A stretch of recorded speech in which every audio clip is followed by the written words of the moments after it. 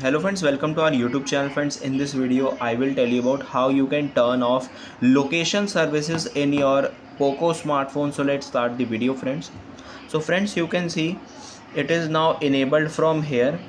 You can see this icon on control center. If it is not showing, you can click on this pencil icon and you can drag it to the this list and it will be added. And if it is not showing location, then what you do, you have to go to the settings and then you have to click on search. Here you have to write location.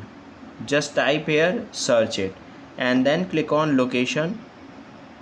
So you have to just simply tap on location access and enable this access location from here, and you can enable and disable it from here just like this. I hope you like this video. Thanks for watching.